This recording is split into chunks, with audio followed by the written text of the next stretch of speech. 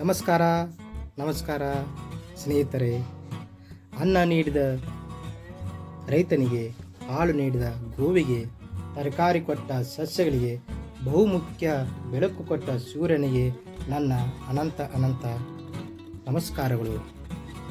ಸ್ನೇಹಿತರೆ, ನನ್ನ ಚಾನಲ್ಗೆ ಸ್ವಾಗತ ಸುಸ್ವಾಗತ. ಮನೆಯಲ್ಲಿ ಯಾವುದಾದ್ರೂ ಅಡಿಗೆ ಉಳಿದರೆ ಅದನ್ನು ಹೊರಗಡೆ ಚೆಲ್ಲದೆ ಆ ಆಹಾರ ಅಂದರೆ ಚಪಾತಿ ಆಗಲಿ ಬೇರೆ ರೀತಿ ಆಹಾರಗಳನ್ನು ಯಾವ ರೀತಿ ಅಡುಗೆ ಮಾಡಬಹುದು ಅಂತ ನಾನು ಈ ವಿಡಿಯೋದಲ್ಲಿ ತೋರಿಸುತ್ತೇನೆ. ಸ್ನೇಹಿತರೆ, ಇವತ್ತಿನ ದಿವಸ ನಿನ್ನೆ ಮಾಡಿದ ಚಪಾತಿ ಉಳಿದ್ರೆ ಅದನ್ನು ಯಾವ ರೀತಿ ಉಪಯೋಗಿಸ್ಬೋದು, ಅದರಿಂದ ಯಾವ ರೀತಿ ಅಡುಗೆ ಮಾಡೋದನ್ನು ಹೇಳ್ತೀನಿ. ಚಪಾತಿಯಿಂದ ಕಾಕ್ರೋ ಮಾಡೋದನ್ನು ಈ ವಿಡಿಯೋದಲ್ಲಿ ತಿಳಿಸುತ್ತೇನೆ. ಬನ್ನಿ ಸ್ನೇಹಿತರೆ, ವಿಡಿಯೋ ನೋಡೋಣ.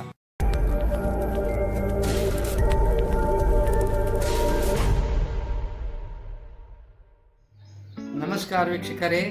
ಇವತ್ತಿನ ದಿವಸ ಉಳಿದಂಥ ಚಪಾತಿ ಅದ ನಿನ್ನೆ ಮಾಡಿ ಚಪಾತಿ ಇದ್ರೆ ಅದು ಸ್ವಲ್ಪ ಹಾರ್ಡಾಗಿರ್ತದೆ. ಆ ಚಪಾತಿ ಕೆಡಿಸೋದಕ್ಕಿಂತಲೂ ಈ ಚಪಾತಿಗಳು ನಾವೇನು ಕಾಕ್ರೋ ಅಂತೇಳಿ ಮಾಡ್ತೀವಿ.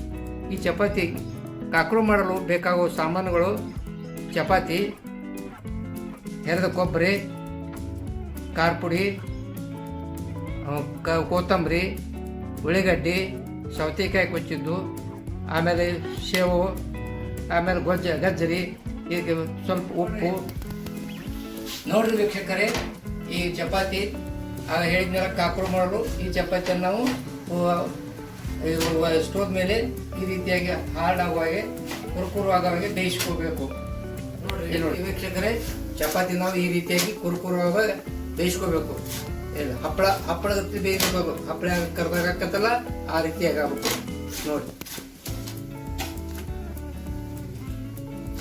ನೋಡಿ ಸ್ನೇಹಿತರೆ, ಈ ಚಪಾತಿ ಕುರುಕುರು ಮಾಡಿ ಬೇಯಿಸ್ಕೊಂಡು ಬಂದಿದೆ. ಅದರ ಮೇಲೆ ಮಸಾಲೆ ಖಾರ, ಸ್ವಲ್ಪ ಎಣ್ಣೆ ಹಾಕಿ ತುಂಬೆಲ್ಲ ಸವರಬೇಕು. ಸ್ವಲ್ಪ ಎಣ್ಣೆ, ಅಡುಗೆ ಎಣ್ಣೆ ಉಪಯೋಗ ಮಾಡಬೇಕು. ಅದನ್ನೆಲ್ಲ ತುಂಬೆಲ್ಲ ಸವರಬೇಕು. ನೋಡಿ, ಆ ರೀತಿಯಾಗಿ ಒಂದು ಸ್ವಲ್ಪ ತೆಳ್ಳಗೆ ತುಂಬೆಲ್ಲ ಆಗಬೇಕು. ನೋಡಿ ಯಾವ ರೀತಿ ಇರುತ್ತದೆ, ಚೆನ್ನಾಗಿರುತ್ತದೆ. ನೋಡಿ ಸ್ನೇಹಿತರಿಗೆ, ಅದನ್ನ ಎಣ್ಣೆ ಖಾರ ತುಂಬೆಲ್ಲ ಮಾಡಿದೆ. ಇದೇ ರೀತಿಯಾಗಿ ನಾವು ಬೇಕಾದ್ರೆ ಶೇಂಗಾ ಚಟ್ನಿ ಅಥವಾ ಅಗಸಿ ಚಟ್ನಿ, ಗುರಳ್ ಚಟ್ನಿ, ಕೊಬ್ಬರಿ ಚಟ್ನಿ ಬೇಕಾದಂದ್ರ ಮೇಲೆ ಹಾಕೊಂಡು ತಿನ್ಬೋದು. ಈಗ ನೋಡಿದ್ರೆ ಸ್ವಲ್ಪ ಅದ್ರ ಮೇಲೆ ಉಳ್ಳಿಗಡ್ಡಿ, ಸಣ್ಣಾಗಿ ಗೊಚ್ಚಿದ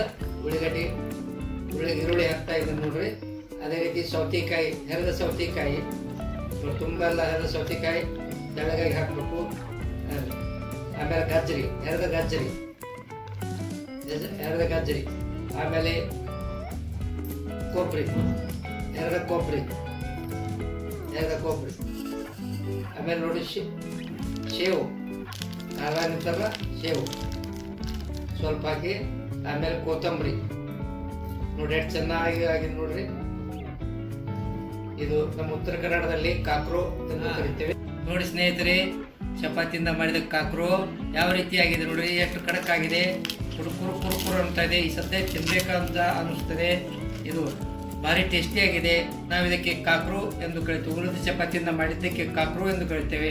ನೀವು ಏನೆಂದು ಕರಿತೀರಿ ಕಮೆಂಟ್ ಮೂಲಕ ತಿಳಿಸಿರಿ. ಧನ್ಯವಾದಗಳು.